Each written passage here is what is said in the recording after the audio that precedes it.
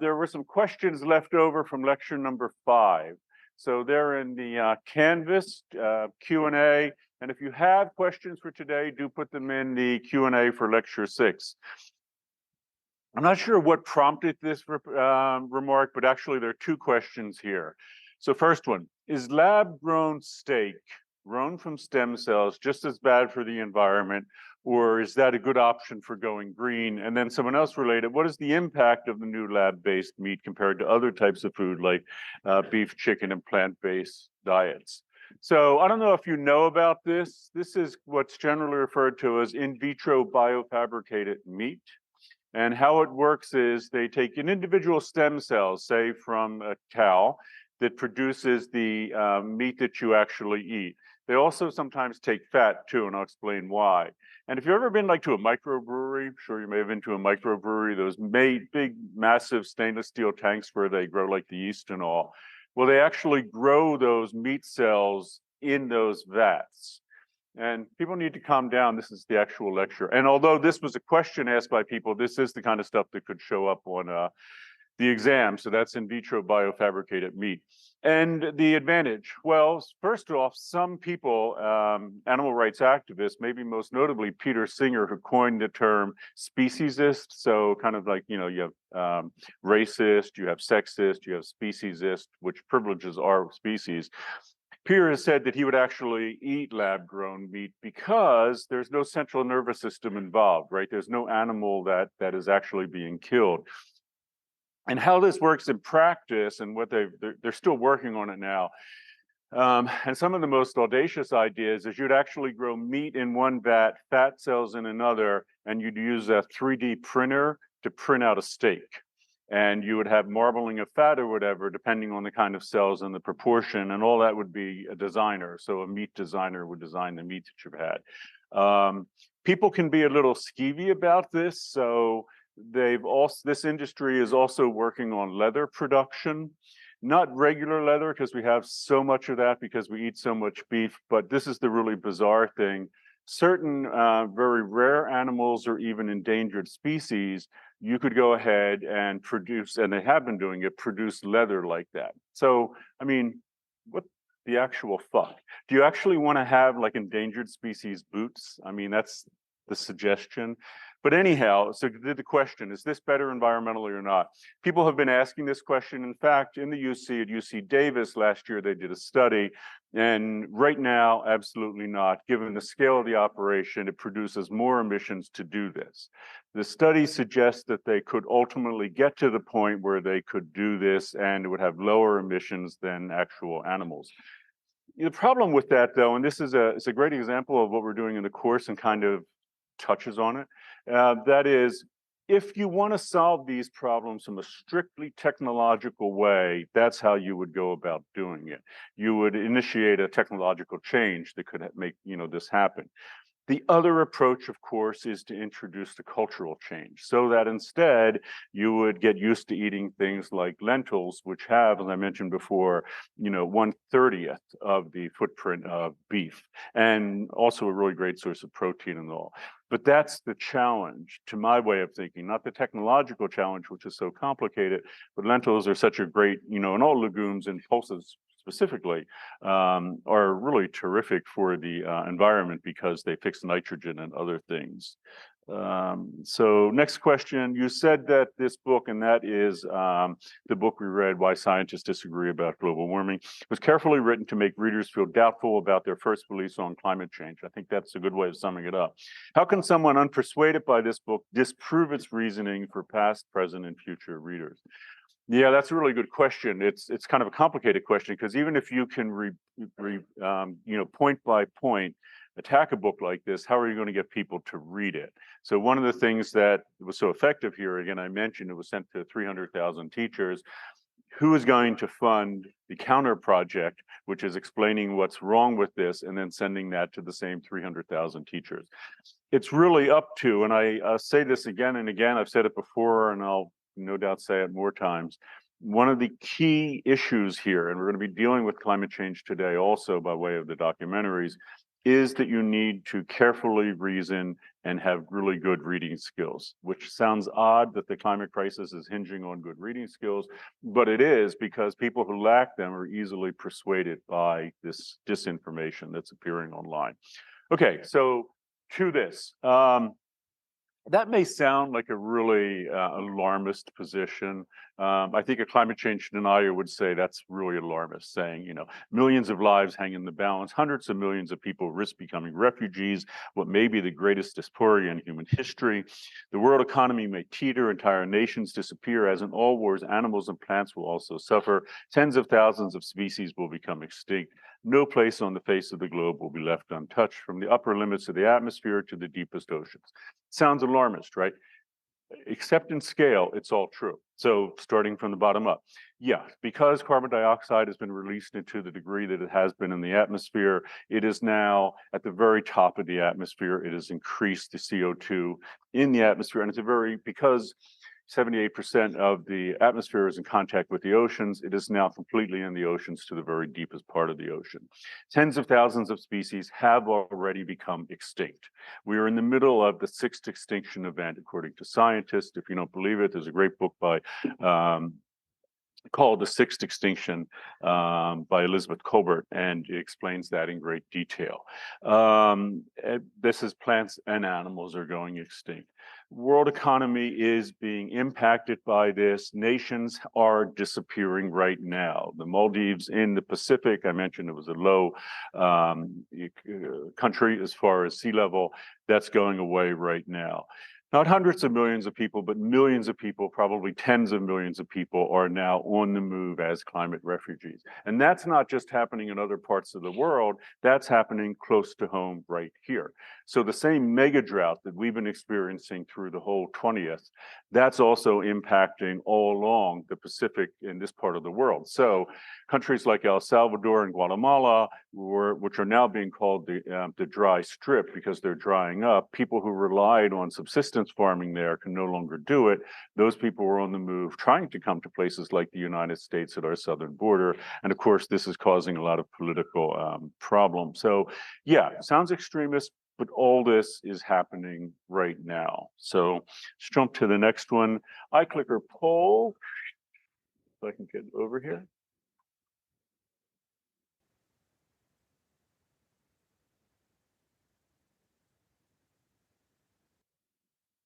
Okay, I'm just kind of curious. We're now in week 3, wrapping up week 3 today.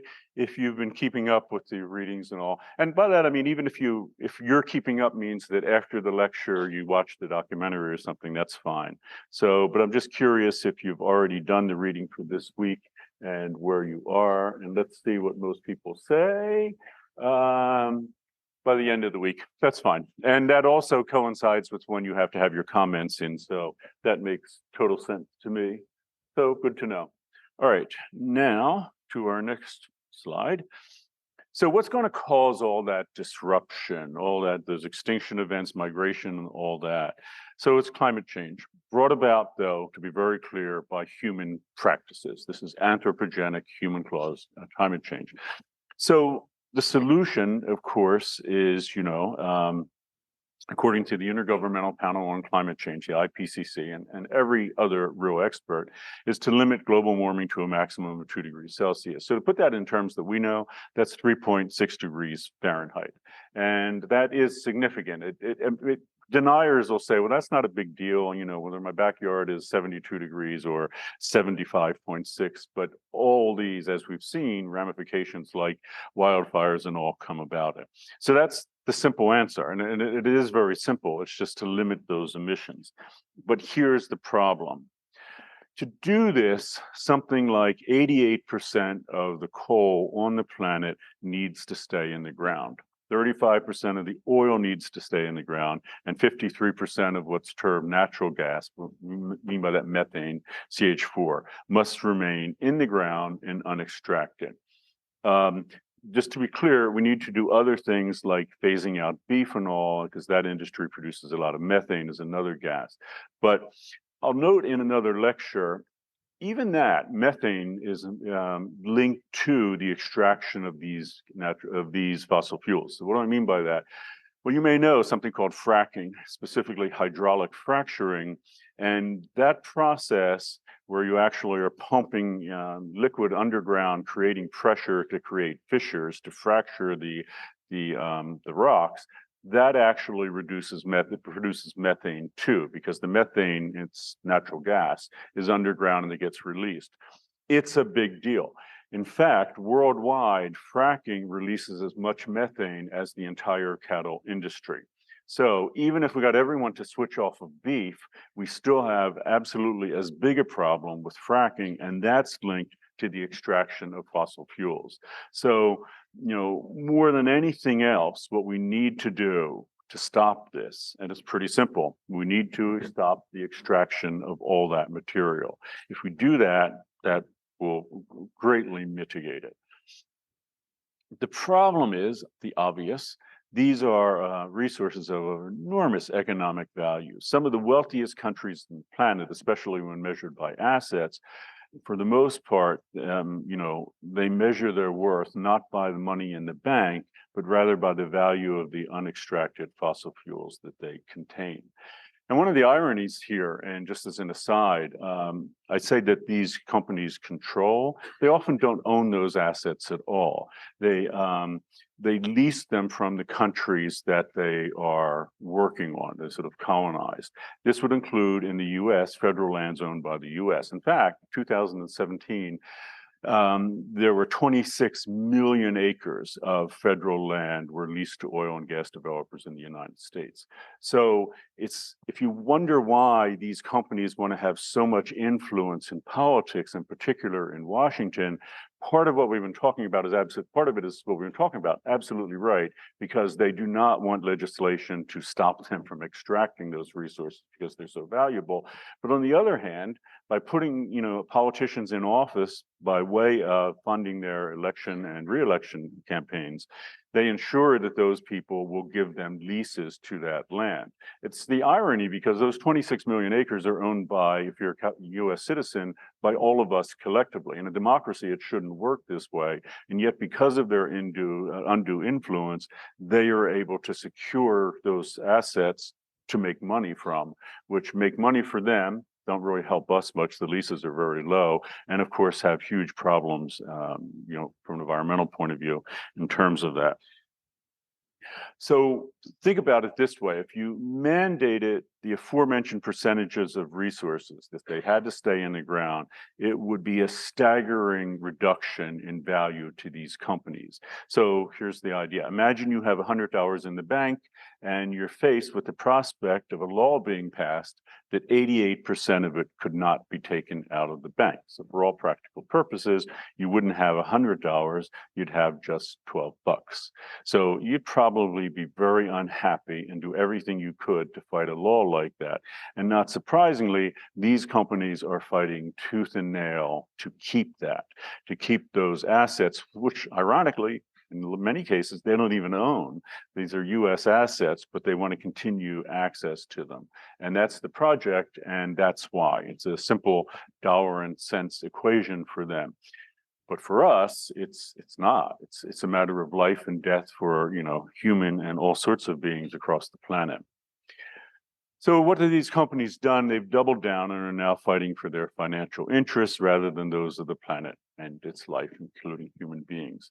And when I said that there's a battle underway, that's it. The battle between the fossil fuel industry and its many affiliates and champions, such as politicians that it funds, put in office, and on the opposing side, a range of individuals who want to act quickly, decisively to mitigate the climate crisis, thereby keeping the Earth as welcoming and habitable as possible for human and a range of beings.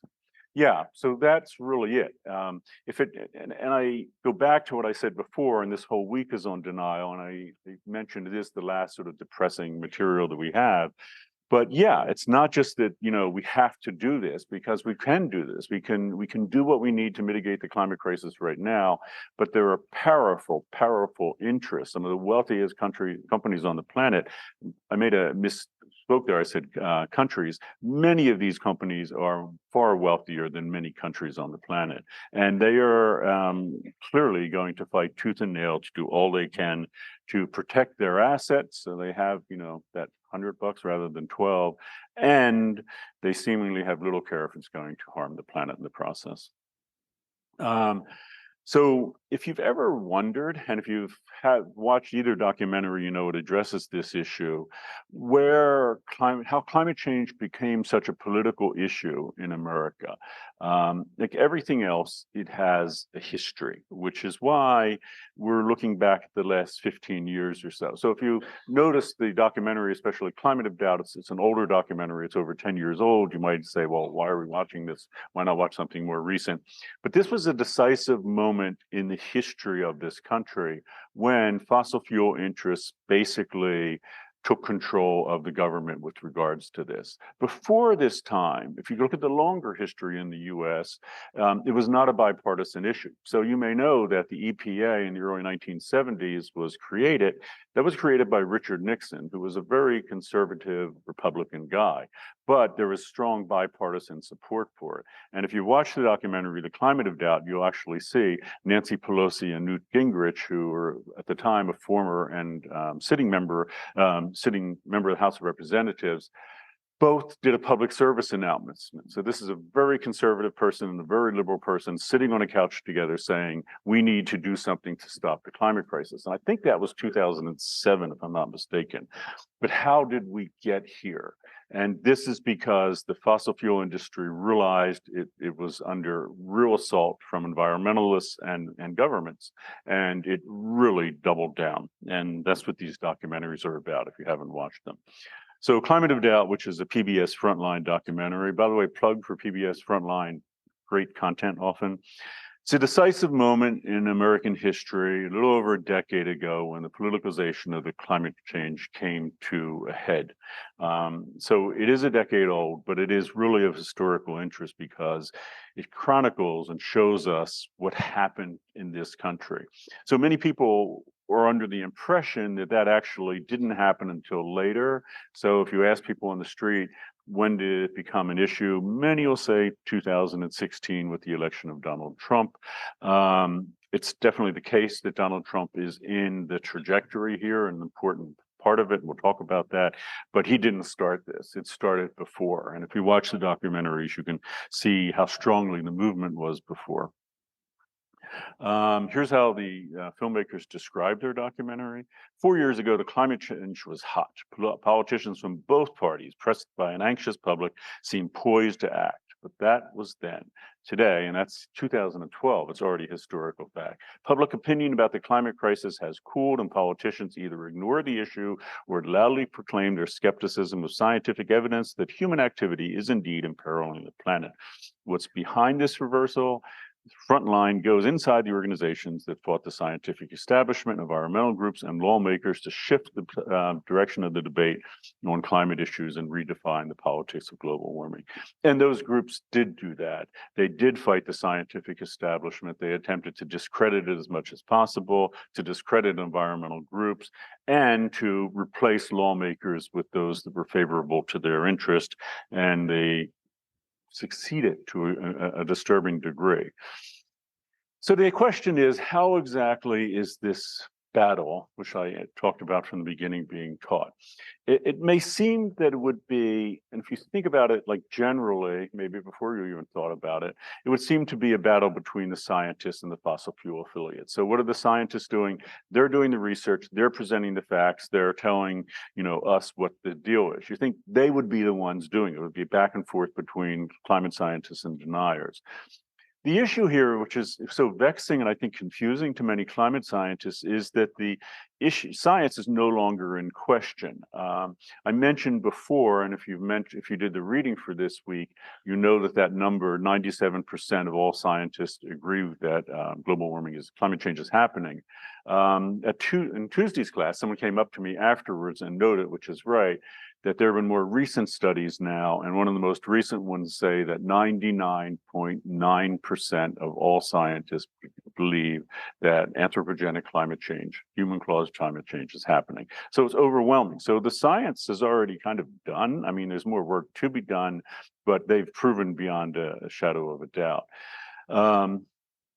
So if it's not scientists, who exactly is doing this?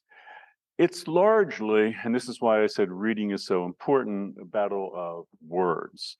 A debate on whether the climate crisis is real or not is not a real debate. That debate has been settled by scientists. Anyone who looks into this carefully and earnestly, 99.9% of them who know what they're doing agree that it's real and happening. But this public thing is being staged, and it's for the public.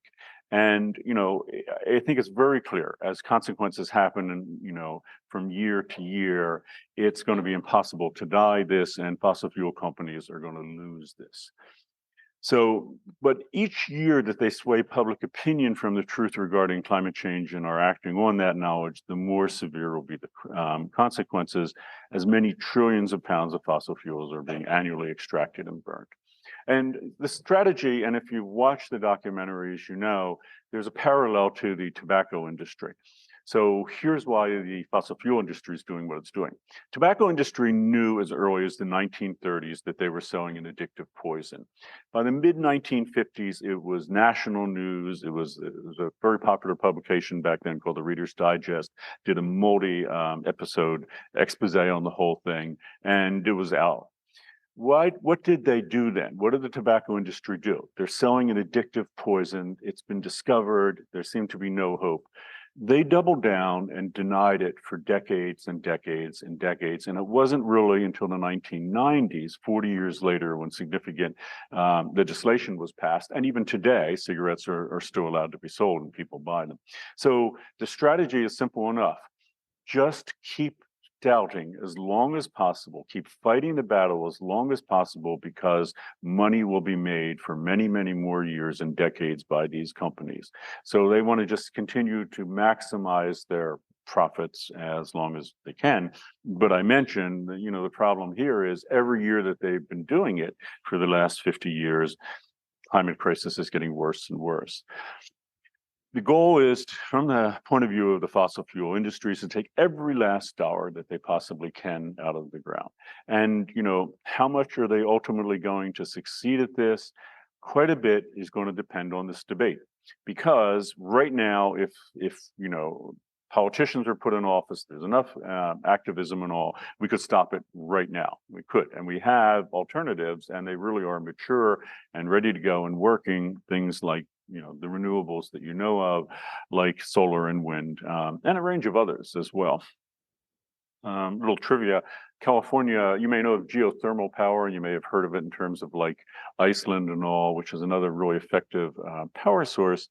As it turns out, the United States has more geothermal actually being used now than any other country on the planet. And if you put every other state against California, California has more geothermal than all the other states of the United States combined, and far more than like Iceland. So we, especially in California, we're really leading this with renewable energy. And I think, what's fascinating is there's no debate. Scientists have concluded beyond any reasonable doubt, and they certainly no longer debate it themselves, that anthropogenic climate change represents a real pressing and significant global danger. And by the way, that is something that the IPCC has really focused on. So when they started doing their reports in the 1990s, they were talking about the actual consequences in a scientific point of view, like it's going to be 2.1, 2.3, whatever. But now they actually, starting a little over 10 years ago, they started moving into talking about the cultural consequences now. So they're asking sociologists and others to weigh in on just what's happening. So they're aware that it's not just numbers in a book, that these are real changes affecting real people and the planet. But this media spectacle is still being staged with the goal of influencing public opinion. And sadly, it's being effective. It's continuing to be very effective. And why that matters is because you say, well, I don't really care what other people think. Well, these people are also out there voting in politicians who are being funded by the fossil fuel industry, who will act for those interests, whether it's giving them access, leases to public lands to extract the fossil fuels from, or not fighting against any legislation that would curtail their efforts more generally. The interesting thing, and I mentioned this before, but I'll repeat it now again because it's something to really think about. Winning, the opinion from one side or another isn't necessarily the goal of the climate deniers. So on the one side, scientists, the way they think, they want to convince us that anthropogenic change is real. And to their way of thinking, that's got to be the goal because 99.9% of them believe that it's real. So they want to convince the public that it's real. That's the way they think. But the deniers are, in some sense, and from a strategic point of view, cleverer in the sense that they don't care if you don't believe that if you don't believe their strong argument that climate change isn't real. They don't care. I mean, and we know statistically, looking at polls, only a very small percentage of Americans, maybe 10%, maybe less, are actually convinced that climate change is a hoax and not changing the climate. There's a broad swath of Americans in the middle, however, who are confused, who don't know what to believe, because you hear these scientists, you hear environmentalists saying other things, and then you go online and you start reading denial literature and all saying another, they have their own scientists and all, and it leaves people in a state of doubt. And I mentioned before, but now that we're looking at these two documentaries, that's why they both have doubt in the title, because these people are sowing doubt. They want you to doubt that it's real. If you don't believe it's real, you're not sure it's real, then you're not going to put politicians in office that are going to make sweeping cultural changes to this country that's going to cost a good bit of money, even though ultimately it's going to be cheaper than if we don't do anything. But that's the goal. And it's an interesting goal because both sides are doing different things. One, the scientists want to convince you. The other side wants to confuse you. And they're doing a pretty good job of confusing. And the goal then is to create doubt. As if you doubt the validity or scope of the problem, you're unlikely to support sweeping changes and support trillions of tax dollars to attempt to remedy it. And that's the thing that they've been very successful at, creating doubt. And by the way, that was the strategy, as you've watched the documentaries, strategy was developed by other industries before, principally the tobacco industry, because they wanted to raise doubt that cigarettes actually caused a range of health problems, notably cancer, but also reproductive harm for people with a uterus that were pregnant at the time or something. They wanted to raise doubt. So they got their own scientists and say, well, we really don't know because we live in a world where there are all sorts of chemicals in play. So you have cancer. Did you get it from us or did you get it from that fertilizer you were spreading on your lawn or herbicide or whatever? And they were very successful at creating doubt. Unfortunately, scientists knew there was no doubt. And unfortunately, even today, 500,000 people in the US still die as a consequence of having smoked or continuing to smoke. So the 2010 book, Merchants of Doubt, two historians, Naomi Oreskes and Eric Conway. We've had them both here to UCSB, but Naomi actually came to English 24 last year, which is the course in the spring after this. I think I'll get her to come back again if we can. She's at Harvard. And she explored how effective campaigns of disinformation were waged by tobacco and fossil fuel interests in order to block government intervention. And one of the things and she was really the pioneer of this. She's a great historian. She was actually in the UC for a while. She was at UC San Diego, and after this book came out, she moved to Harvard. But they used, in some cases, the same exact, what I call here, rogue scientists. So if you haven't watched the documentaries, here's how it worked. They found scientists who were willing to go along with what the industry wanted them to say. For example, that most famously, that secondhand smoke was just a thing that was not real. And this is if you're, in a car with someone else smoking, 4 people in a car, one smoking, especially sad if a couple of them are kids in the back, those people would also be inhaling smoke, not quite as bad as someone doing smoking, but also serious enough to cause long-term health problems or even cancer. But they found some scientists that just disagree with that, and they paid them to do it. They were willing to do it, and some of those scientists, after the legislation happened that really curtailed tobacco industry, then started denying the climate crisis. So you saw S. Fred Singer in both documentaries, who passed away since then, just a couple of years ago. He was one of the main ones, and he had no expertise in either field, by the way. The only expertise he had anyway related was in the 1950s. He was part of the project to put weather satellites into the atmosphere, up into the atmosphere, to see what was going on. He didn't know anything about climate science. He wasn't a research scientist. He certainly didn't know anything about carcinogens from cigarettes and all. But nonetheless, he had the credibility of a scientist. So they used him, and often staged actual spectacles, public debates, where you would go onto a news channel and you'd see a very credible scientist like James Hansen, who's at NASA, and you would see Fred Singer, and the two of them would be debating. And ultimately, we stopped that. Scientists no longer go along with it because it gives the impression that there is a debate. And the thing is, as all scientists know, there is no debate.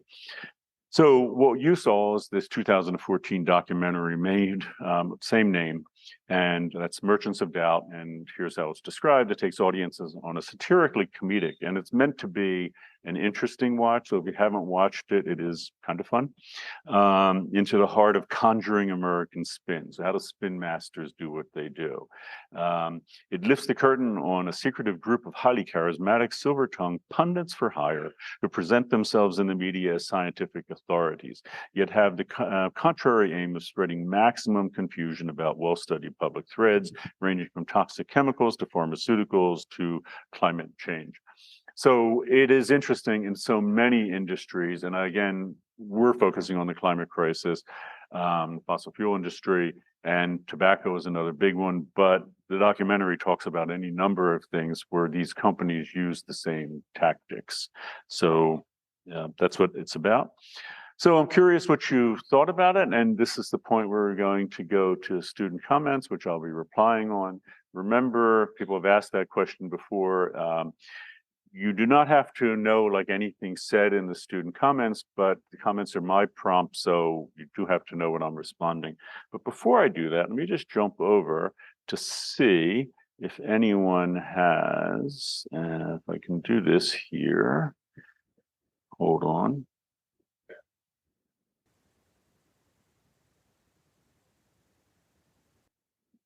Okay, I'm seeing if there are any questions. Yeah, here we go. So the Q&A that's open for today, which is on lecture 6, is open.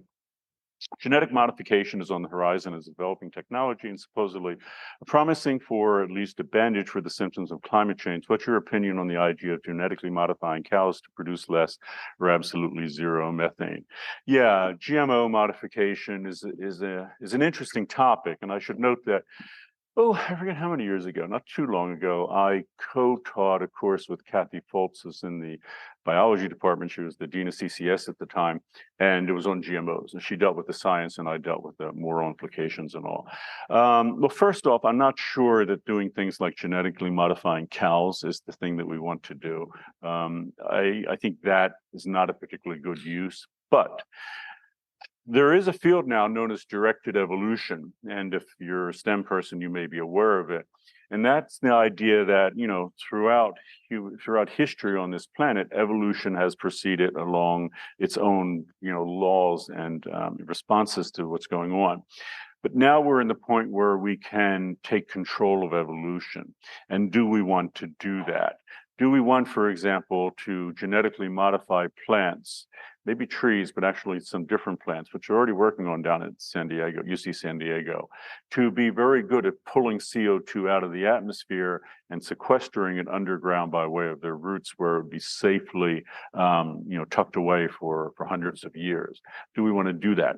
Do we want to, in fact, supplant like native species, and we could do that in California. I mean, the technology is quickly becoming possible that we could do just that. And there, for a long time, we're trying to do it to make food more uh, better for people. So golden rice is the example. You can look that up. But cassava is another one. Cassava is an interesting one. Cassava is a tuber. It's kind of like potatoes. And you know it, but you don't know it by that name, and you probably don't encounter it that much. We call it tapioca in the United States, and we just use it like as a thickening agent. But in some parts of the world, like across the 54 different countries of Africa, quite a few people eat cassava every day. Like 500 million people eat it every day and rely on it. The problem is nutritionally, it's not very good. It doesn't deliver much protein and a range of other things, and it actually has neurotoxins in it. So if you don't prepare cassava correctly, you can actually die from it. It's a scary thing. So the question is, and people jumped into this, well, couldn't we just re-engineer cassava to be better? People are eating it all over the world. Why don't we just make a better cassava, one that has more nutritional value and doesn't have as many neurotoxins and all? Those questions are being debated now, and especially because we now have crops that cannot be, as you saw in the second reading, where we have, in California, we have drought situation, high temperatures, some crops can no longer be grown here. Do we want to genetically modify them to do that? And it's capable of, yeah. So that's the question. So I just want to say it's a debate, but it may not be as much a debate as we need to do that. If we need to continue growing crops in California, we might look at modifying them. But the other thing I'll note regarding genetic modification, because you may back away from it and say, well, we really shouldn't do that, and I'm not really comfortable with it. Well, that's debate itself is over. It's over, especially in the United States. And why do I mention that? Because right now you have GMO material in your body. I'm very sure of this. You also are probably wearing GMOs. What do I mean by that? In the United States, well, worldwide, but in the United States, over 90% of the corn, soybeans, and wheat grown are now genetically modified. In the United States and in India, for example, over 90% of the cotton is now genetically modified. You don't know this because this is another great instance of the industry being effective. The industries got together, and this was during the first Bush administration, got together and argued to the federal government, we cannot have labels on food saying they're GMOs. If we do that, no one's going to buy it. So they influenced the government not to put labels on our food. So if you go buy a loaf of bread, it's not going to say GMO on it, because people are going to say, I don't want genetically modified wheat, but you're getting it all the time. Similarly, there's no label required when you go buy something made out of cotton. The only way you can do it, by the way, if you want to hack to make sure, is by organic, because organic cannot be genetically modified. So if you buy organic cotton or you buy bread made with organic wheat or all organic material, you won't have it. But otherwise, it's here now. And with CRISPR-Cas9 technology, which was developed within this last decade, Roy, it's everywhere and it's easy to do. You may know that there are university competitions where students compete to genetically modify things. And that's actually moved into high schools now. So just to repeat that, high school students are now genetically modifying organisms. It's happening. So yeah, it's a big issue. It's still being fought because of activism in places like the EU and Europe, where activists are not letting this happen. But in the United States, unfortunately, activists didn't do a very good job of that. Next question, why would Fred Singer and other climate change deniers who spoke in Merchants of Doubt be willing to participate in the documentary? Yeah, I think if you watch Merchants of Doubt and if you watch Climate of Doubt, you'll see that they weren't fully sure, especially in Climate of Doubt, who they were being interviewed by. You always have to ask that when someone comes to interview you. Sometimes I've forgotten to ask that, but it's important. And they weren't sure. So that's it. But the other thing is they also feel that, Fred Singer was so confident in his rhetorical power. And that is really what he had. He wasn't so confident being a great scientist, but rhetorically, he was a very good person debating. So he was happy to be on national TV, and nothing made him happier than to be on CNN or something and debating even with someone like James Hansen or Robert Oppenheimer, people who really knew the field, research scientists, because he was pretty effective. So so the answer to that question, I don't know if it's a good one. I would say, why did Fred Singer do it? Arrogance. Okay, so now let's go back here and to our first comments. So this is a quote from a student in class. Watching documentary A Climate of Doubt was so infuriating that I had to pause it halfway through and take a 10-minute walk around my house, trying to fathom how people could be so incredibly selfish. A lot of comments like this. Here's another. After watching A Climate of Doubt, I'm simply in utter disgust and disbelief. It was hard to watch all 53 minutes of it. Person's actually counting every minute. So with the documentaries, it's interesting because quite a few people found it difficult watching Leonardo DiCaprio in Before the Flood, traveling around the world, looking at the impact of the climate crisis. And of course, many people found it really difficult watching the second major documentary, which was on the fire in Paradise, California, because that's really difficult to see. I mean, the people losing everything, in many cases, their lives. But A Climate of Doubt and Merchants of Doubt, both of the Doubt films were really difficult, I think, to watch, as people noted, for an entirely different reason. And it's not, just like, the greenhouse gases or human practices like eating beef or driving cars, but rather this incredible thing that's going on behind the scenes where the fossil fuel industry and its affiliates are attempting to deny the climate crisis and keep us in the dark. That they're trying to do it is infuriating. That they're succeeding at it is just downright frightening. And again, even if every person, every government on the planet resolved to do something to solve the climate crisis, we could, but it would be an enormous undertaking. It would be the greatest undertaking ever, taken up by the human race. But there, again, this whole group of people who are successfully keeping us from doing what we need to do sufficiently. And this is not a theoretical problem. This is where we are in the United States right now.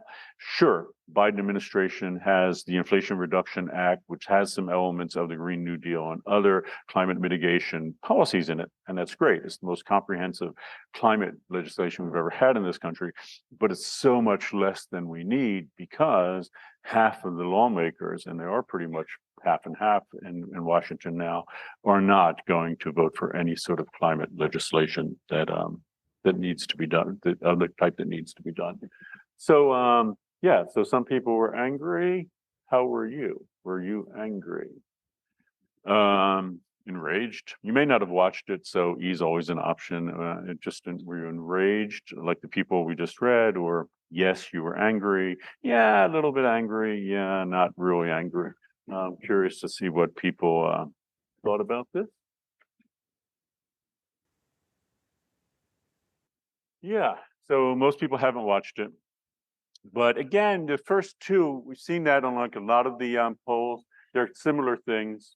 So not really, or somewhat, that's fine. And it could be because you already know about that.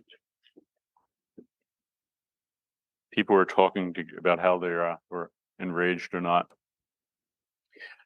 Yeah, so this is regarding one of the characters here, who was actually especially in Climate of Doubt, but in Merchants of Doubt, which is Myron Abell. And they asked him, so when asked what would happen if climate skeptics were wrong, Myron Abell's response was, "I would be sorry." And this person notes, "Are you kidding me? When millions of people have to be relocated because of their homes are no longer habitable, about 3 billion people on Earth who rely on fish for their primary food source starve, and billions of species go extinct, I think it's going to be a little too late for an apology.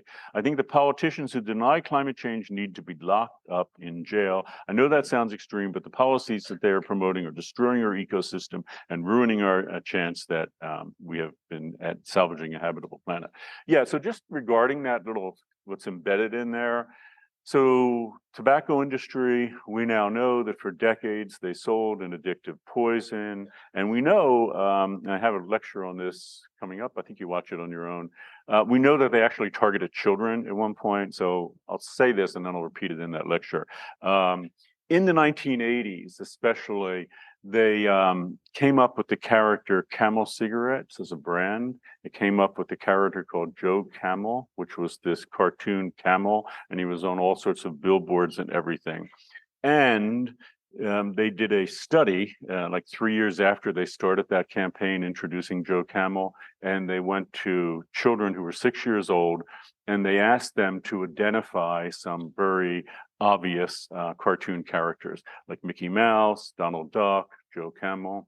And as it turns out, more 6-year-olds could identify Joe Camel than Mickey Mouse or any other cartoon character. It was incredibly effective. And I have to tell you, I date from an era when cigarettes were clearly aimed at children. So you could go to any gas station and there would be a machine out front selling cigarettes. Anyone who could put money in the slot would get cigarettes. There was no checking if you were 21 or anything. And to make it more frustrating, the cigarette manufacturers didn't put the slot up where you'd put your quarters up high because they knew that like kids couldn't reach it. They put them down low so that kids could walk in front of any gas station and buy cigarettes and no one could stop them.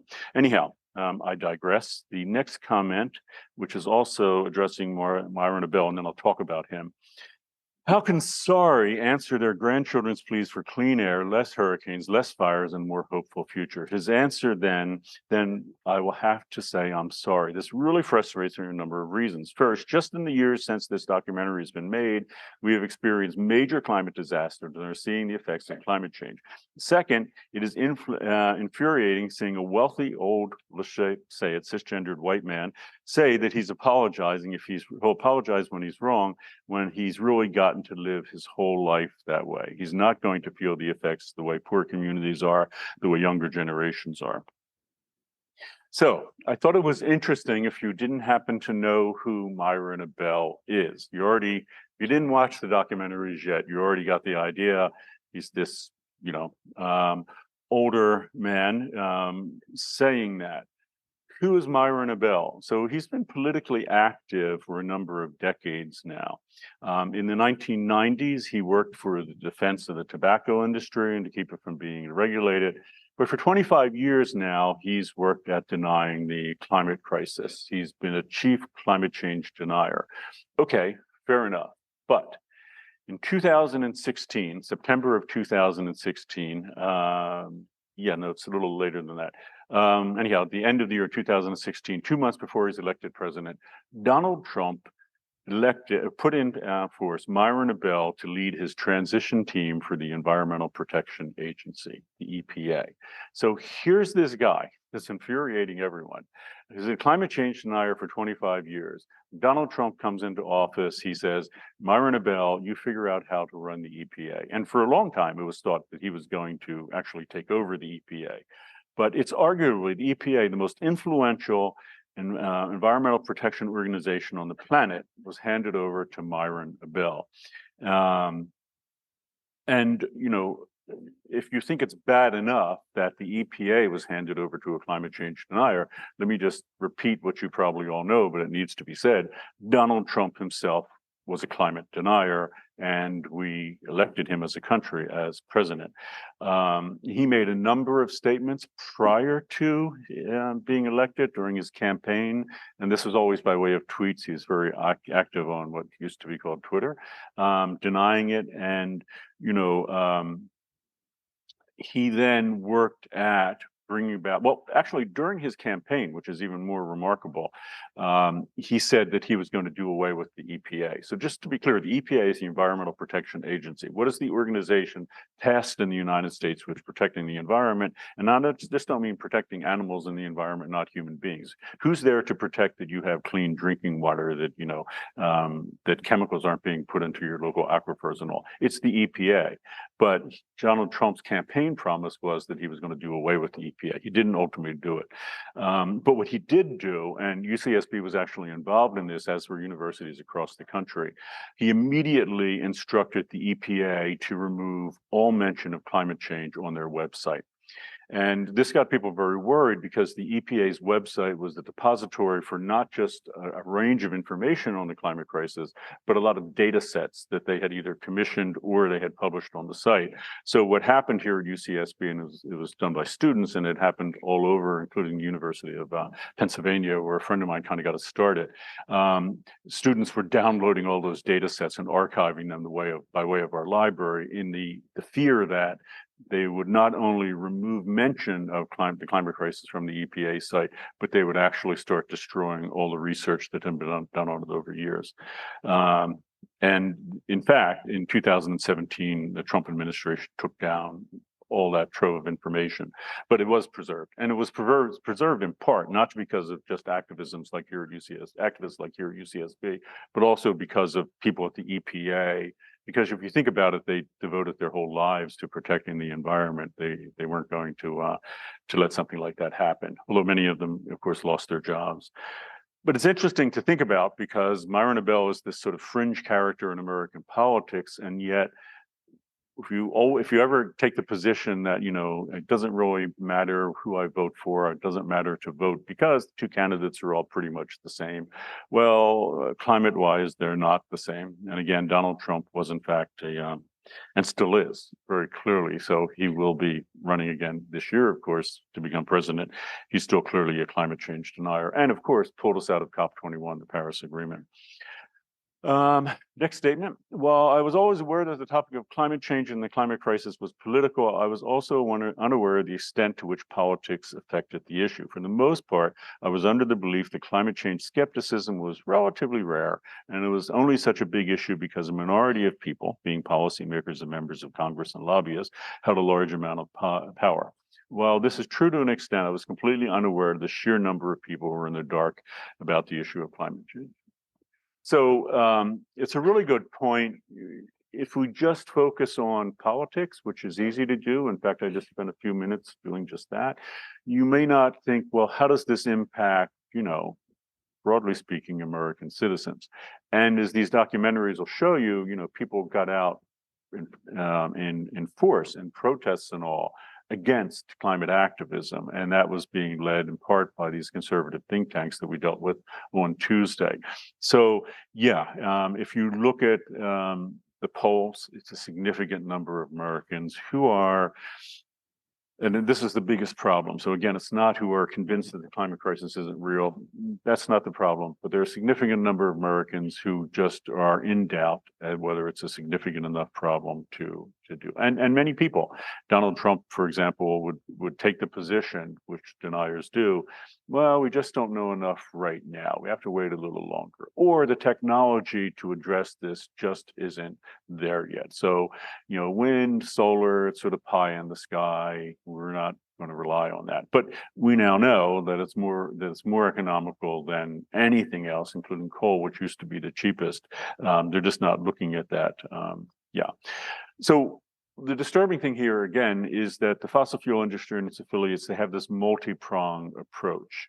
And their goal, remember, regardless of what they say, it's to keep those percentages of fossil fuels into ground, to keep 88%, to extract as many of those fossil fuels as we can, and not to keep it in the ground. So that's their whole goal. They're directly contributing, of course, to individual politicians. But again, that wouldn't work, right? I've said this before, but just to repeat it, they could put anybody they want in office one time, but then if we found out that we had a climate change denier in office, we'd vote them out right away. And, it could be done very easily.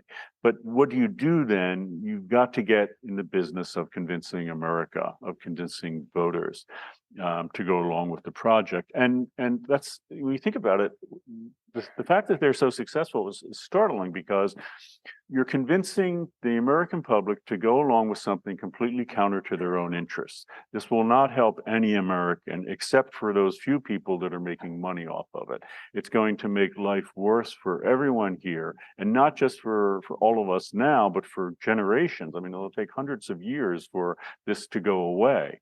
How do you convince, in a democracy, a sufficient number of people to completely vote and support things that are counter to their own interests? It's just remarkable. And it's remarkable how successful they've been. And again, I think, if you don't think of anything else, I mean, their crowning triumph must be that they put a fossil fuel denier in the presidency. And they succeeded at that. And then that person acted just the way you would think they would, by first trying to end the EPA, and then stop its action on the climate crisis. Next comment. One part of the film, this is actually both films, it gave me hope for the fight against climate change denial, was hearing Bob Inglis talk about how he changed his mind about climate change after witnessing its consequences firsthand. It's nice to see that even people who once held firm beliefs of denial can be educated and change their minds. Examples like this one give me hope that people can realize the truth. However, I worry that it will take too long for enough people to change their mind. So if you haven't watched the documentary, you don't remember, Bob Inglis was a member of Congress, and he was exceptionally conservative. He's a member of the House of Representatives. He's from South Carolina, a very conservative state. And he was super conservative. So like total backing the NRA for no gun control, totally, against the abortion laws and all, just whatever you think conservative he was. But what happened was, he has 2 young children, and he thought about the climate crisis, and he said, yeah, I'm strongly supportive of all these conservative things, but I do not agree with the climate crisis. I think we have to act. And he set about trying to get other conservative Republican members of Congress to act. Well, it is heartening. So to go what this person said here, because, even people who once held firm beliefs, can be educated and change their mind. But what happened to Bob Inglis became this cautionary tale for any conservative politician, because as soon as he came up for re-election, he didn't even win his party's nomination. So the Republican Party would have to nominate to put him up against the Democratic contender. 80% of the Republican voters voted him out of office, wanted him out. And again, he was like this, he's a multi-term member of the House. They loved him before, but once he took this position against climate change, because we have this incredibly, tribal binary culture, then he immediately got kicked out of office. And it did become a cautionary tale, because it's just like, if you're a politician and you ever think about doing this, don't, because this could what happened to you, and it happened to Bob Inglis and all. So but he is an interesting guy, and now that he's out of office, he goes around actually trying to convince people that the climate crisis is real, as you saw him doing in Merchants of Doubt. So next comment. Although there were many quotes that resonated with me throughout the film, one in particular sent chills down my spine. Doubt is our product. It sickens me that there are mega million corporations out there that have lied about their harmful product or production for monetary gain. How could half of America allow themselves to be fooled by industries that just want to fill their pockets even more? Yeah. So doubt is our product is where the doubt comes from. So Naomi Oreskes, when she wrote that book, Merchants of Doubt, she drew attention to this. This was a memo from the tobacco industry, an executive in the tobacco industry. And basically what the memo said is, yeah, we think we're in the business of selling cigarettes, but what is our real product? Doubt. Because if we don't get America to doubt the scientific consensus on how harmful cigarettes are, our business will be over. So as a good swath of their work was not making cigarettes better, but getting better at selling doubt. And it's just, again, fascinating, because it becomes this perfect. People are talking. Okay. It's this, this great case study in how far will corporations go just to make a profit? Will they actively do it? Will they actively try to confuse the public? Will they think that their primary product is doubt? Yes. And cigarettes are such a great example because it's not something that like is kind of unnecessary for us, or maybe it causes some kind of little health problems. This is I mean, I keep saying the phrase, but it's true. It's an addictive poison. And if you doubt, if you think, well, at the end of the day, I don't think corporations are that bad. They're run by people like us. They will ultimately do the right thing. Well, we have a number of examples. The tobacco industry is a big one. They won't do the right thing. And again, it's surprising that they're so successful at it. And again, that's why I say this is like a debate of words. It's a battle of words, because democracy shouldn't allow this to happen. Democracy shouldn't have allowed tobacco industries to prey on our citizens of our country. Democracy shouldn't allow these industries to benefit dramatically at the cost of all of us. And this goes back to that very first reading we had about that 1%. And remember, that's just not, it's easy to think that's just individuals, the 1% like Cardassians who have like, gobs and gobs of money. But that's actually these corporations as well. These are the ones who are profiting by it. And, this is what's so insidious about the whole thing, that democracy is subverted by them. It could be argued that one of the flaws of our particular form of democratic government is that we allow these powerful organizations to do it, that we allow them to have influence in elections. And I was going to say in Washington, but it happens in state and local elections too. We allow them to finance putting people into office and creating the rhetoric that will allow them to get into office by way of their campaigns. That's why, and I mentioned before, some people like Bernie Sanders and AOC, and we're going to meet AOC by way of the Green New Deal, argue for campaign reform. And that's just simply, we have to stop that. I mean, if we want democracy to continue to work to protect all of us, we have to not allow these corporations to have an undue influence.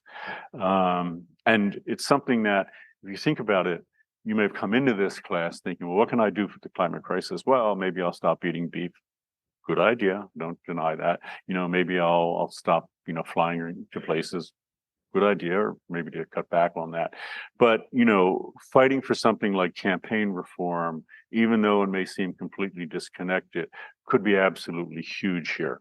And this would also work to ensure that we have people in government who care about the things that we might care. So if you're upset that Roe v. Wade was overturned, well, maybe you should think about politicians that would be protect that. And if they weren't being financed here, it would be simpler.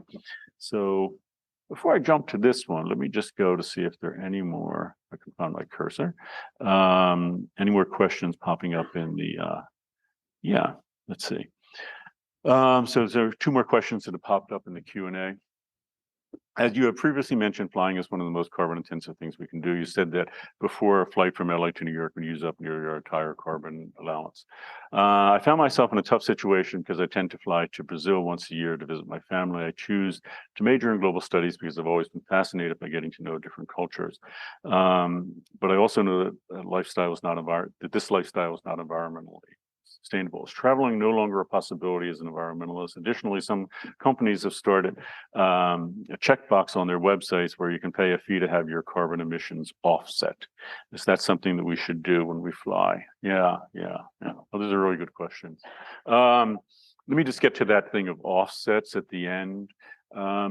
This is now here. So we've talked about carbon offsets and all before. So you may, I don't know if you noticed, but Apple just introduced a new watch, or new line of watches, and they were really happy, and they have a video all about it, that these watches are carbon neutral, entirely carbon neutral. And you got to ask yourself a question, how can they do that? Because one of them has an entirely titanium frame, and titanium is an incredibly, energy intensive, and that means emission intensive metal to produce. Partly they're doing this by way of offsets. So what does that come down to? There are two ways of, with products, cutting emissions so that there aren't emissions, or dealing with emissions. And this is in general the two ways of dealing with them. One, the one that I'm a big fan of, is to emit less, to find a way of emitting less. So if you have to eat, don't eat beef, eat lentils and beans and things. That causes less emissions. But what if there are things where you can't stop from doing it? And this person is giving an example where they have to fly. And I'll address that question in a minute about having to fly. Well, there are people that will sell you offsets, and they're not much money, and you may have to pay an additional $20 or $30 or so for your flight, and that will be used to buy offsets. So what are offsets? So they're carbon offsets. And there are companies who trade in them now. It's like an international trade. It's like would trade on Chicago Board of Trade or something. Anyhow, this would be a company that would say, promise to plant trees. Why is that important? Well, because trees, as they grew, would soak up carbon. They'd put it in their trunk in their bodies, and that would take away from the emissions that were necessary that you put in the atmosphere by getting in that plane. So anytime you do something, so in Apple's case, there were emissions to make that watch, but and Apple has very good carbon offsets, and if you're rating them, because they've gotten like mangroves in all places near the ocean where the plants, like little forests, are so dense and things die and go underwater and don't release their carbon, that they're pretty good. So they make sure that the offsets used to make that watch or used to make that flight, or the carbon release that is offset by something else that will suck the carbon out. Most environmentalists, I think, would say that's not the solution, because it's better to address, to cut down those emissions right away. But this is a good example because you can't do this on your own. So this person who wants to go home to Brazil, your action, you're kind of stuck here. You can't do it. You could say you're not going to fly. You could fly less. Flying less is probably good. But what you really need is a major change in the system here. Brazil is a good example because we could have high-speed rail powered by renewables that would go from LA to Brazil and would be practical. We could travel anywhere we want in the Americas by high-speed rail. If this person lived, somewhere on the other side of an ocean, that would be a problem, but we could do that. And rail generally is 37 times more efficient in terms of emissions and energy use than driving a car. Rail's the best. It's better than buses and all. It's pretty amazing. Arguably better than even a bike or an e-bike. So the solution is there, and it could be done. And if you look at a country like China, where they're crisscrossing the whole country in high-speed rail, you can do it. They've done it basically in the last decade. So we could do that, but again, we have to have enough resolve to do it. And I am sympathized with this person, because what can we do now? And again, personal action. I mean, there is something you may know called flight shaming, and people do it. I think kind of rightfully so. Like when the Kardashians film them, post on Instagram in front of their private jet, they say, well, it's 40 times more emissions than someone riding in a coach, and you shouldn't even be flying to begin with. Sure. I think that is just over the top. But people do have reasons they need to fly, and unfortunately, we don't have those options. But the question is, why don't we have them, and can we work towards getting those options? So if you look at and read the Green New Deal with AOC put forward, you'll see that those options are part of it, and that like high-speed rail. Yeah, so one more question, and then I'll jump back to that. How strongly does the perspective presented in the Merchants of Doubt that the environmental movement is sort of rebirth of socialism in the U.S. continue to be held in the current political climate? Yes, strongly. So if you're curious about all this, you have to watch, you don't fall down the rabbit hole. But if you monitor conservative media the way I do, because it's kind of part of my job, like Fox News and all, you'll see they've produced whole documentaries, whole investigative series about how environmentalism is actually the new communism, that the end goal here is communism. The end goal is taking away American rights. So I don't know any polls. In fact, the person who monitors this kind of more than anyone is Naomi Oreskes, who wrote the book on Merchants of Doubt, on which the film by the same name was made. When we had her here at English 24, I was asking her, is it getting any better? And she said, no, it's absolutely getting worse. And she monitors this stuff even more than I do. So unfortunately, that's it. Anyhow, back to this. After watching this week's film, Climate of Doubt, I felt angry, confused, and frustrated as I see people denying the climate crisis.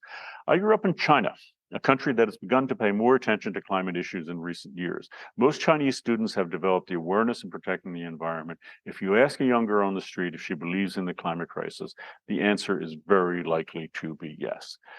Yeah, well, just to be clear, climate denial is unfortunately for us here in California rampant in the US. You find it in a few other countries, but I would argue probably more in the US than anywhere.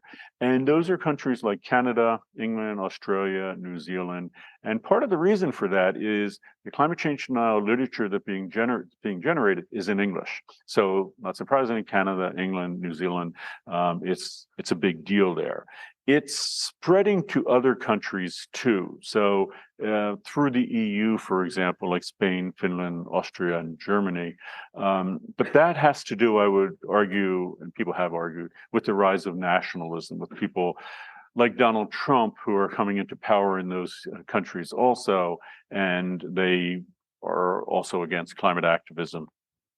But if you look at certain other countries, and China would be example, and this is because, partly because the way their government works, they can make legislation that they want to. And you would think it wouldn't happen in China because two of the largest oil companies on the planet are in China, and that's Sinopec and China National Petroleum. They're both absolutely huge, but they're Chinese corporations, and that is different than an American corporation because it's run by the government. And that government says, no, you cannot do that.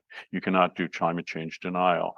And they are able to make sweeping changes that if they want to, and China has, and you would think it wouldn't work that way, but it does. So sweeping changes, they had a major air pollution problem in Beijing around 2010. They've done a remarkable amount to clean it up. I mentioned they're putting in high-speed rail powered by renewables. They produce twice as much solar in China as anywhere on the planet, including the US, twice as much wind energy. 19 out of 20 electric buses are in China. 19 out of 20 e-bikes are in China. Although, little fact, until recently, the city in California that had more electric buses than any other was Santa Barbara.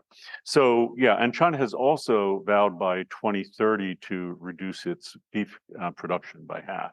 So this really does depend on what country you're in. The US, unfortunately, for us to realize is sort of the epicenter of the problem. All right, so let me fly ahead here to the iClicker poll. So did you find this documentary or these documentaries on doubt interesting? So I know some people haven't seen them, but I'm kind of curious. So again, the top two sort of take it. So either pretty interesting or really interesting. So I think that's a good answer. Okay, have a good weekend and see you on Tuesday, except for the honors section. See you in 15 minutes.